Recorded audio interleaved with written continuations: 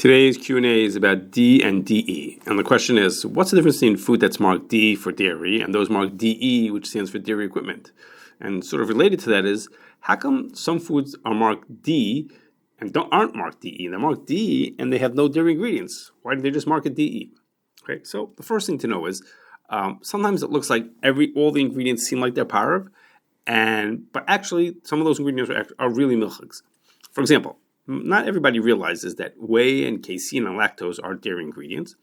And even people who know all about ingredients and know everything like that get stuck when they bang into a flavor, when it's flavor listed as an ingredient, because no one knows what's really in the flavor, is that whether it has any dairy component in that. And that's true even if there's no allergen statement. There's no statement that says this contains dairy. And even if it'll say dairy-free. And the reason why that's true is because the legal and the allergen definitions of dairy is not the same as the halachic definitions.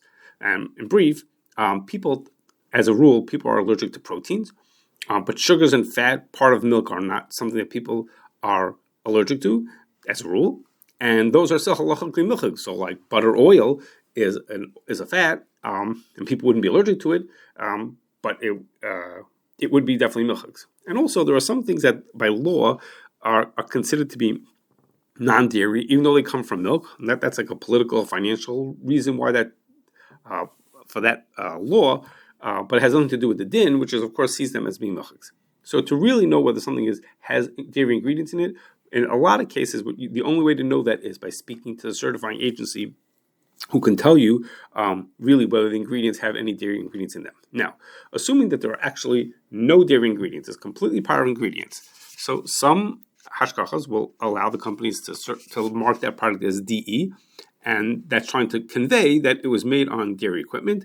There was no koshering between the dairy and this product. Sometimes it's not even a grade cleaning, but for sure there was no koshering before they made this product. Okay, what does that mean?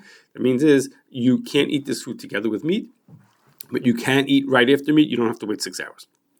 How about people who eat only chalav Yisrael? How should they treat this food? So the Shulchan Aruch says that if you use something for chalav akum, then that equipment is considered treif, and you have to kasher it before you use it for other foods. And some, particularly Hasidim, say that the same thing applies to chalav stam, which is like dairy products made in the United States, like what we're used to.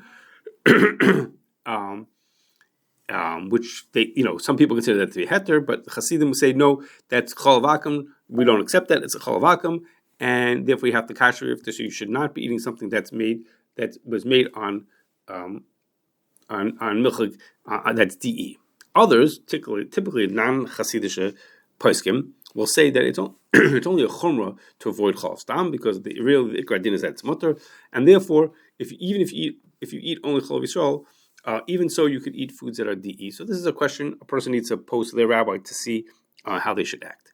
Now, sometimes there are foods that actually qualify as DE, and even so, they're labeled DE anyhow. And there's a couple of reasons why that could happen. Some companies just like to have their labels be simple, just have one letter on it, or be consistent, all the labels, of course, in the company. Some of them want to have flexibility, because today I'm DE, but tomorrow maybe I'm actually going to use dairy ingredients. I don't want to have to change my labels after that. And some have their own, reasons that we can't think of. And also, that's from the company side. From the hashkacha side, there are some hashkachas that don't allow DE. They think that that's confusing to consumers. So that's a reason why sometimes I think which is actually DE will be marked D anyhow.